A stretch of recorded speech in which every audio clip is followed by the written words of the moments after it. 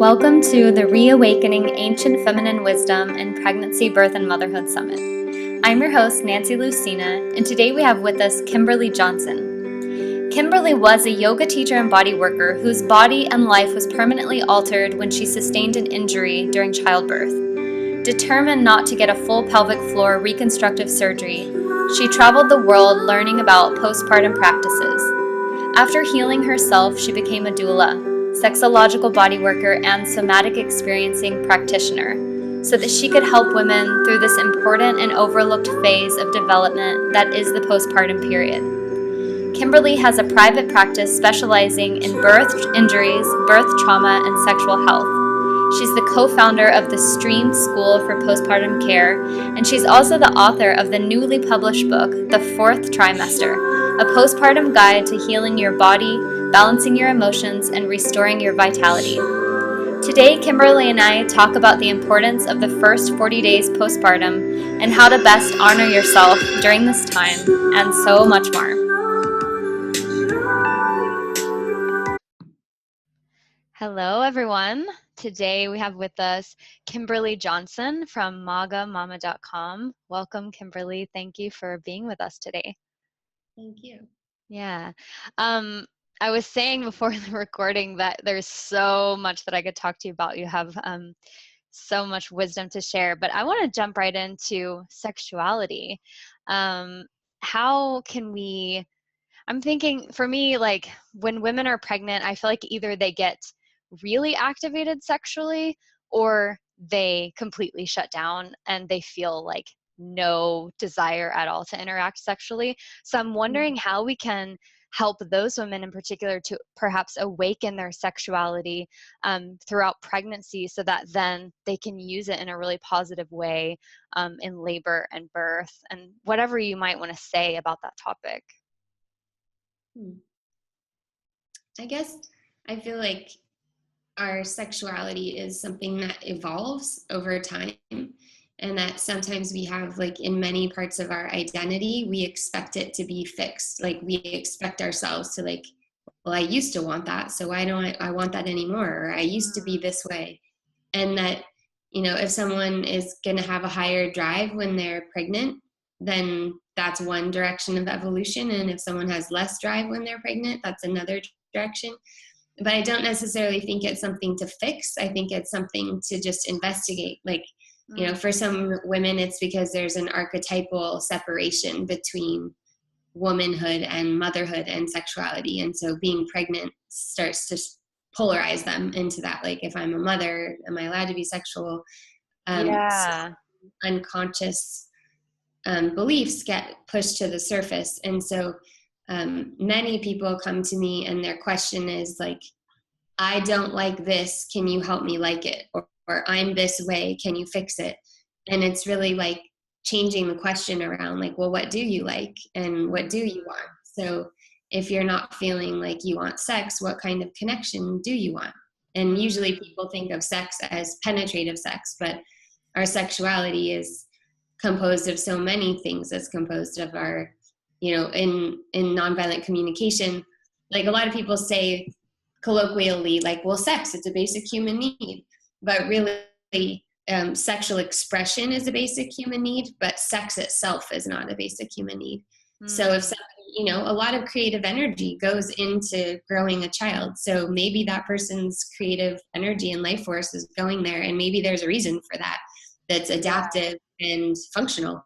And maybe the way that they're thinking about relationship has changed. Or so for me, it's really about parsing that out. And then as far as carrying that into birth or carrying that into postpartum, I think the power and the sovereignty that we need to birth in an autonomous, respectful, dignified way is the same thing we need to use our voice, more than necessarily an activation of our sexuality. It's like our own power and where our power is sourced from, and how that power isn't just in our pelvis, but is also in our throat and also in our expression. Yeah. Absolutely. And there's such a deep connection between the womb space and the throat and the voice. And you can bring that power up. It doesn't have to be in a sexual way, but you can actually, move that energy up to bring yourself into that empowered state. Yeah, I love that. I wanted to talk to you as well about women who have had sexual traumas, and unfortunately, that's a large percent of our population, and how that might affect a woman's labor, birth, and what she could maybe do during pregnancy to prepare in a different way if she has some kind of a sexual trauma. Mhm.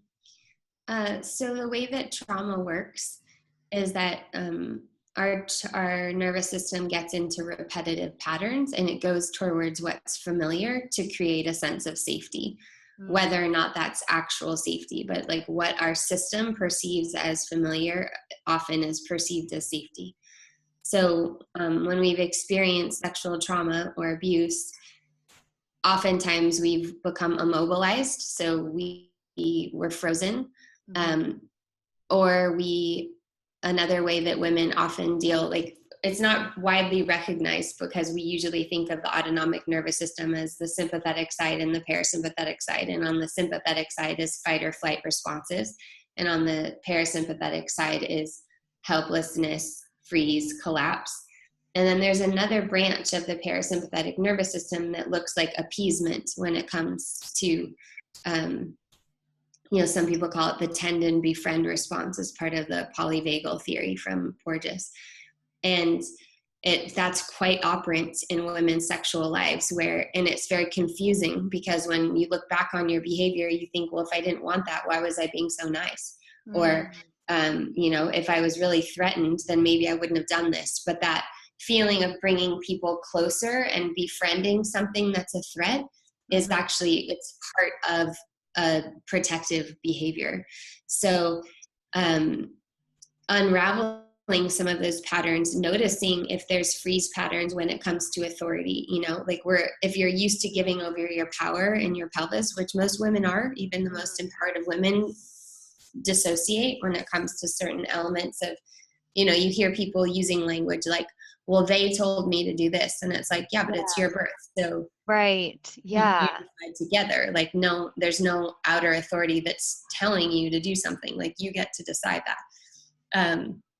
So, I mean, this is pretty much my entire body of work is how trauma influences sexuality. So I have a lot to say about it. But when it comes to the birth space, it's happening incrementally the whole time of just even choosing a care provider, choosing a care provider where you have a voice, choosing a care provider that's open, not just open actually, that actively advocates for the kind of scenario that you want. Yeah. And then perhaps seeking out a trauma resolution practitioner that can help you work through some of those incomplete responses so that when you're in the situation that's just highly charged, because any birth is highly charged, whether you call it traumatic or not, it doesn't matter. There's just a high level of system activation. And for some people, that high level of activation, just like a high level of arousal, their nervous system isn't expanded to actually handle that.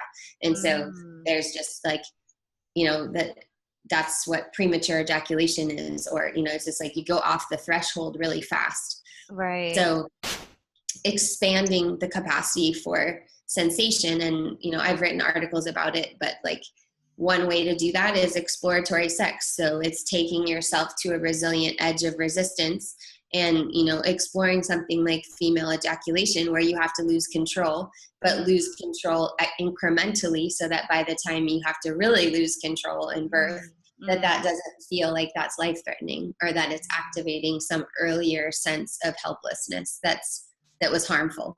Then in this case, there may be a sense of lack of agency or that your body's taking over, but that's actually what's supposed to be happening. That's adaptive, that's functional, it's healthy. There's not something wrong because that's happening. Right. Yeah, that's true. I think a lot of women get to that place in labor where they're like, something's wrong. I can't do this anymore.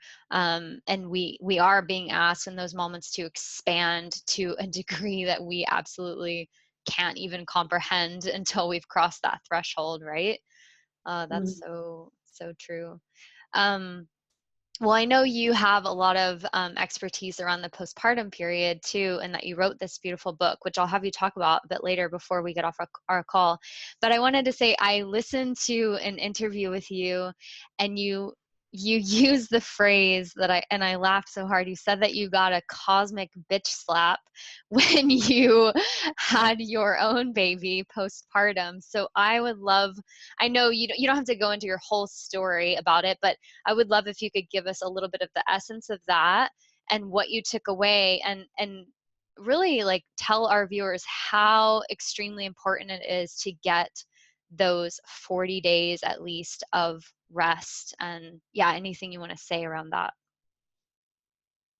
Yeah, so I just, like most women, was totally naive about what I didn't recognize that just like starting your period or coming into the age of fertility and then coming into the age of relationship and then coming into the age of motherhood, I didn't realize that postpartum was its own specific time with unique needs.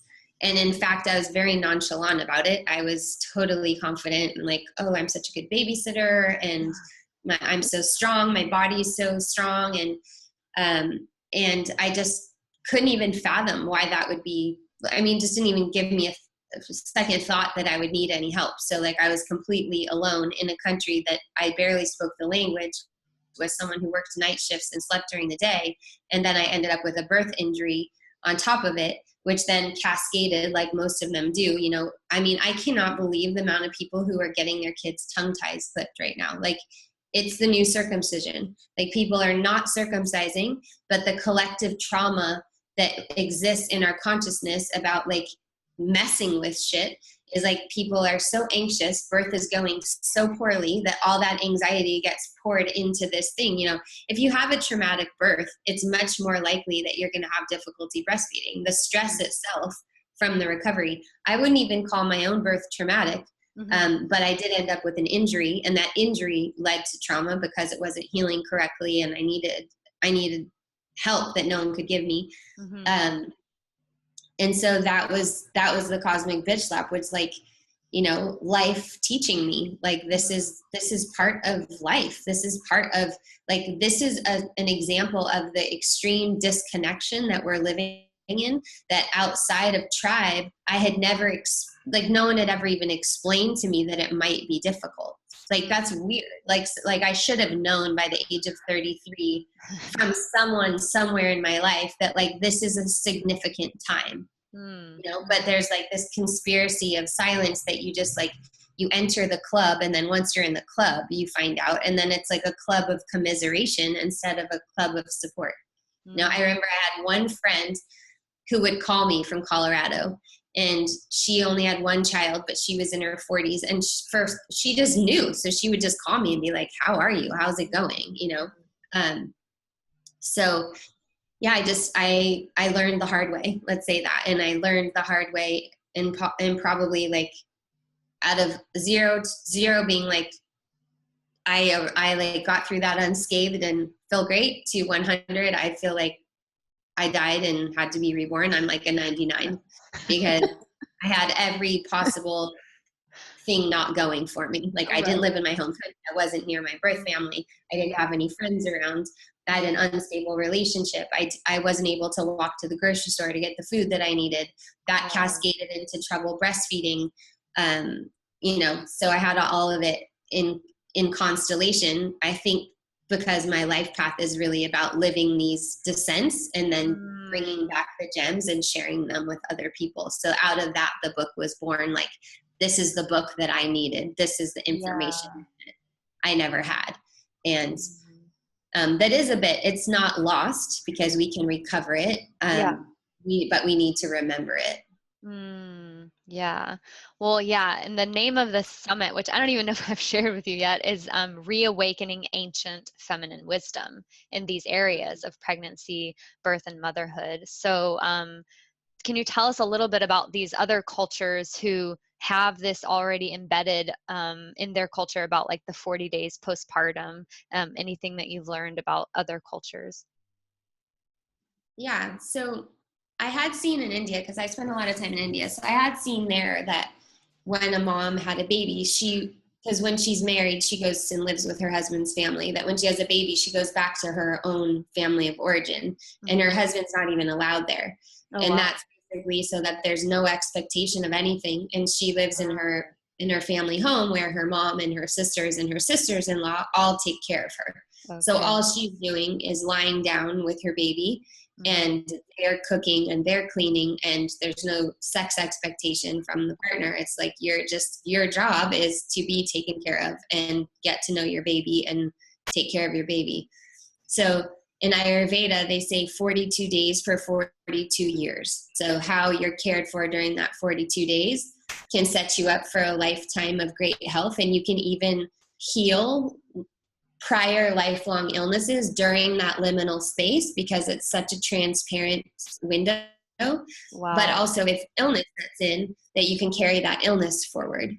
Wow. And it's so much harder to heal from. And that's what we're seeing. We're seeing women with autoimmune disorders that are appearing after birth, and, a very high incidence of what we're categorizing as women's mental health, but what's really just a societal black hole.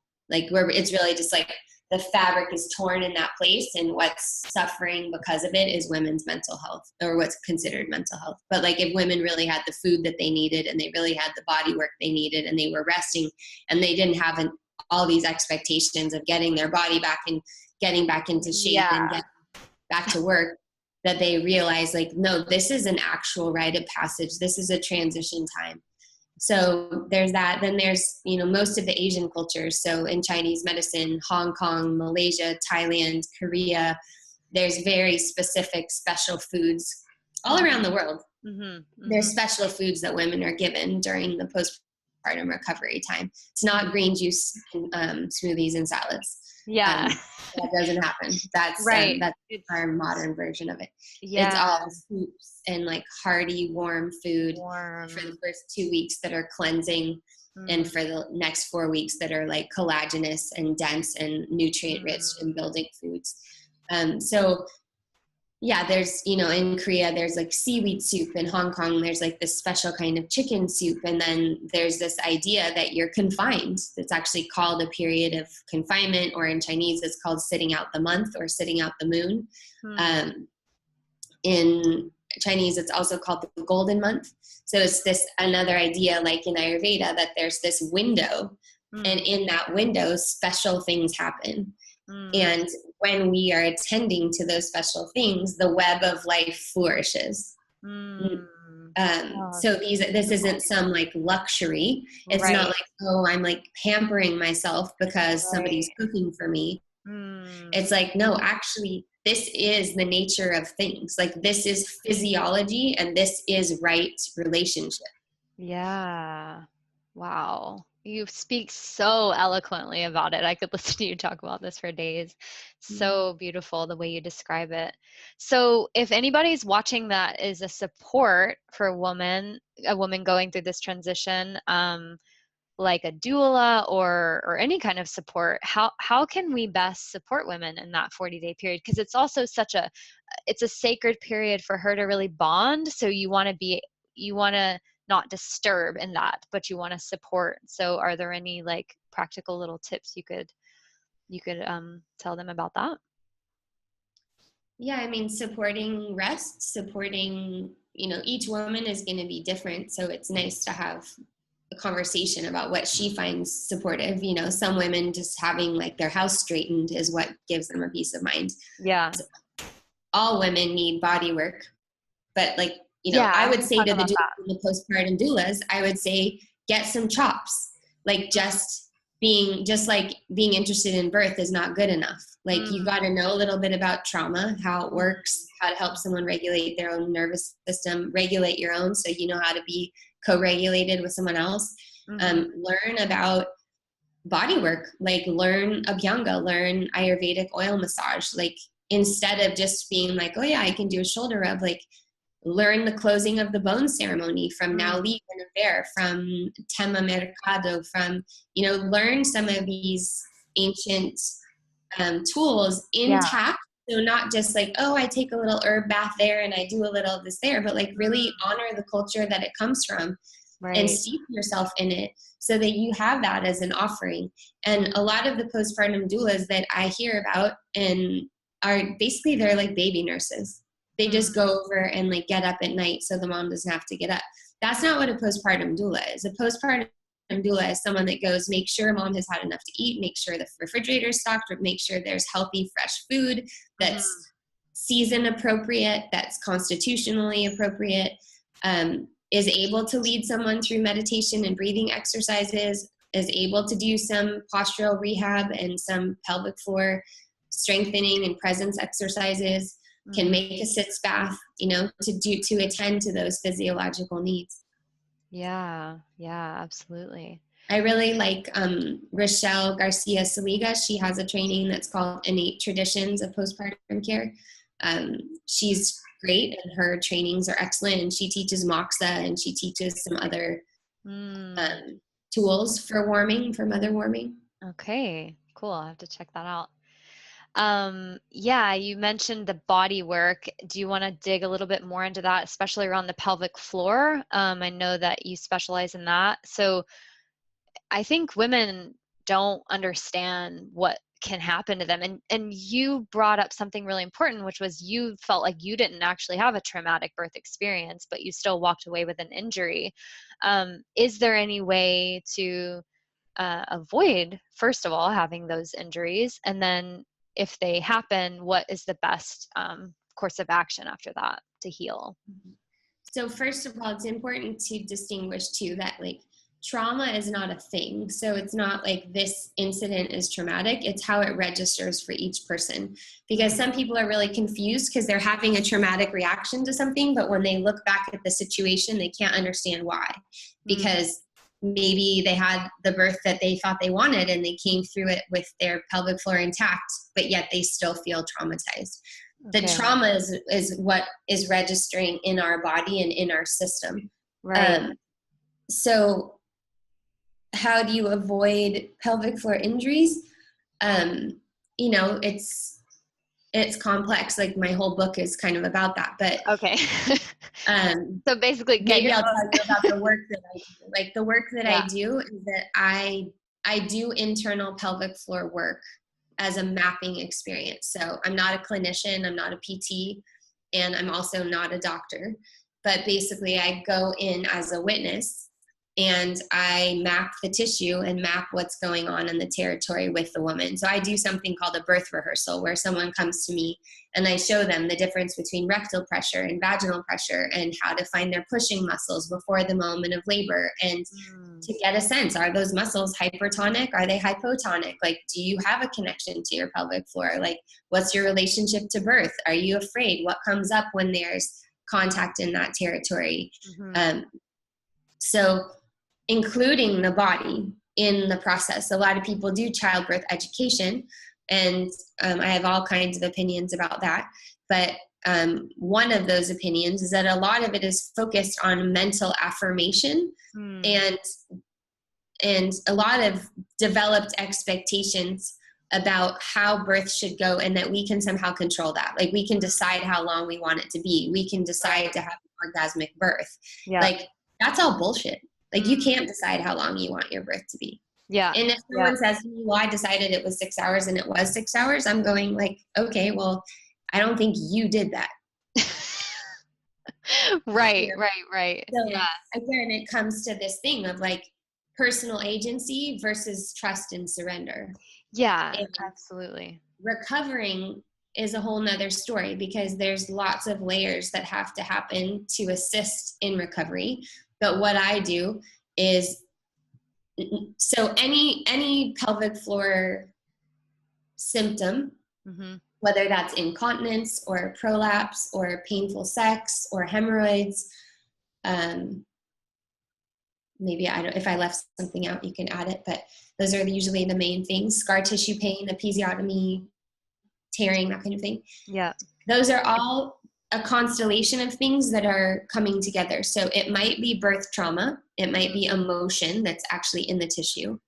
It might be scar tissue, that the scar tissue is actually creating force vectors in the pelvic floor that's pulling things in different directions. It might be biomechanics. The person might have had a tummy tuck and it's pulling their pelvis posterior, and so their bladder doesn't have a shelf to rest on, for instance. Or it might be scar tissue related directly. And so I'm always looking at the holistic, the constellation of things. I've worked on people who have birth injuries because they had a prehistory of a tailbone injury that they forgot about, and then their tailbone broke during labor. Their symptoms are incontinence and painful sex, or even just totally averse to sex. Right. But once we get the tailbone back in the right place, they feel like they would like sex again. Or if they're incontinent, and once they come to me saying, I'm not attracted to my husband anymore, but then once I'm actually feeling the territory, they're like, you know what, unconsciously I think I was really afraid about peeing, and so I was just creating a barrier because I just felt so insecure about how my body was functioning. So that physical work is also something.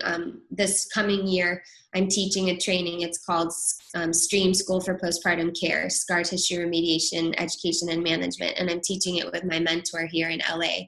And so that's something, it's a field that's new, and it's there's an endless amount of people that need the work, because pretty much everyone's had an abortion, a miscarriage, a cyst, birth,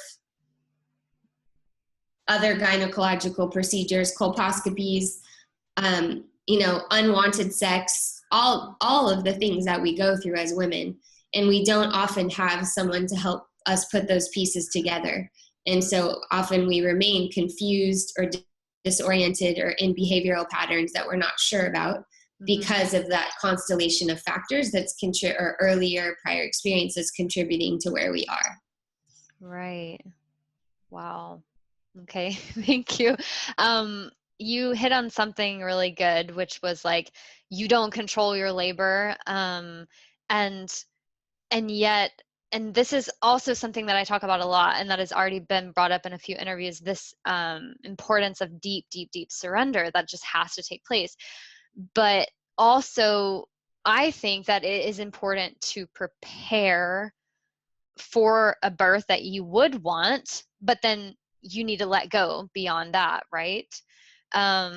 So for, in your opinion, is the birth rehearsal like kind of the best preparation that you can recommend to women? Or I know there's all kinds of different ones, but what are your favorites? Because you said you had a lot of opinions.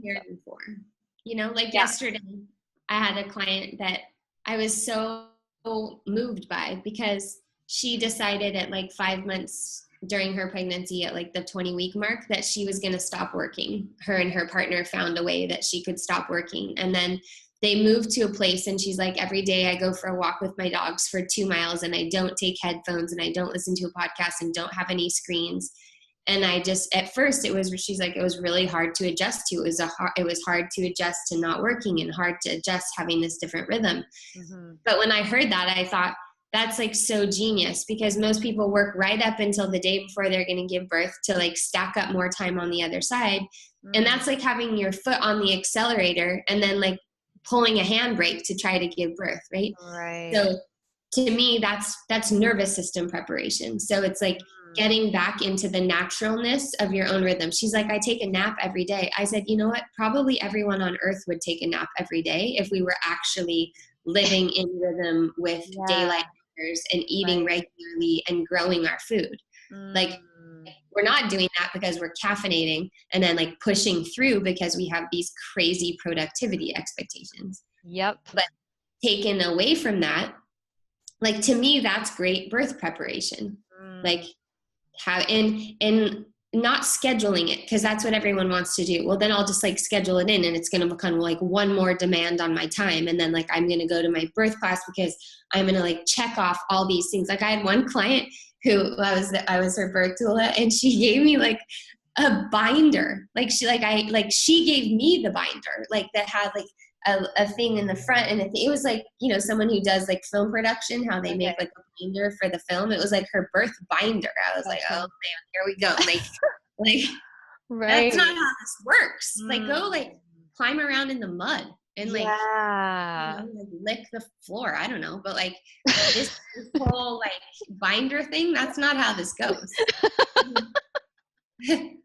Drop the binder. Well, I know. And I think that that's the thing. I think that there's such this masculine go, go, go thing that we're programmed with. And then there's like a whole unprogramming that needs to happen to reveal that feminine essence that is connected and surrendered and in a flow, and really following that flow and listening to that flow. I think that that's great birth preparation too. Tell us about your book and tell us about your offerings. I've dived into your website a bit, and there's just so much. Yeah, there's just so much there. Tell us a little bit, especially in the online realm, how people might find you and what you're up to. Yeah, so they can find me at magamama.com. Maga means sorceress in Portuguese. And when I lived in Brazil, everyone in my neighborhood called me the Maga do Corpo, the body sorceress. So when I became a mother, I realized that like as women right now, we all have to be sorceresses to be like navigating motherhood and womanhood and our creative identities and all the things that we have available to us right now. Right. I teach an online course on sexuality and spirituality twice a year. Okay. That's sort of like, I consider it to be sort of like foundational sex education that we never got. Okay. So all the conversations I love that. which we would have had that we didn't have. And then I also lead small groups of women through what I call the initiated woman experience. So it's sort of looking at sexuality in the larger context of all of the things that compose our sexuality, our relationship to attachment, to pleasure, to desire, to who we relate with, to how we relate to our body, to the scripts that we've inherited. So the course itself is like a foundation, but the initiated woman is like a deeper dive with more mentorship with me personally. Wow, that sounds incredible. It is going to be out December 26th. It's available for pre-order on Amazon. And it's called The Fourth Trimester, a postpartum guide to healing your body, balancing your emotions, and restoring your vitality. And what I love about it is partially that I tell, some of my own story. And so that major difficulty, I feel like, is getting composted to some good use where other women can identify with parts of my story. And also a lot of people take great hope in my story because I healed myself non-surgically when I was told I needed a full pelvic floor reconstruction. Wow, that's so powerful. It took me 6.5 years, but I am fully recovered and also recovered from having a history of sexual abuse that now I feel access to my full sexual expression. And so that's where the initiated woman offering comes from. Okay. And the book, I just love that it has all in one place. It has these cultural references. It has recipes. It has exercises to do with your partner before you have a baby so that you can get some foundations in place to how your relationship might shift, but also how you can stay connected. It has a whole chapter on birth injuries, which I didn't even know was a category before I had one. I thought when I heard birth injury, I thought people were talking about babies, not moms, and just the holistic nature of healing and all of the different elements that go together to create healing.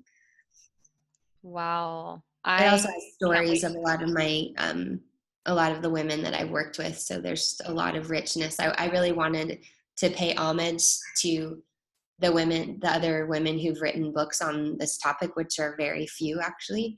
And then I wanted to feel like the collective wisdom of the women that are around me that could come through in that book. Oh, that's beautiful. I cannot wait to read that. It's already available for pre-order. Is that what you said? Yeah. Okay, cool. I'm going to get on that. So before we hop off here, I'm asking everyone this question. If you could sum up one piece of advice just in a few sentences that you wish you could have told yourself before you had a baby, what would it be? It would have been make sure that you have close friends or hired help with you for the first 6 weeks and save money for that, because I spent all my savings on the birth that I wanted. And so I was kind of tapped out in every way, resource wise, postpartum. But it would have been like prioritize, like that postpartum is as or more important than the birth, and prioritize that. Yeah. That's great. Oh, well, thank you so, so much for being here. This was just incredible. There were so many amazing things shared. I feel like I need to watch it like 3 times myself just to take it all in. So thanks again for saying yes to this, and have a great rest of your day. Thanks. Thank you. Bye.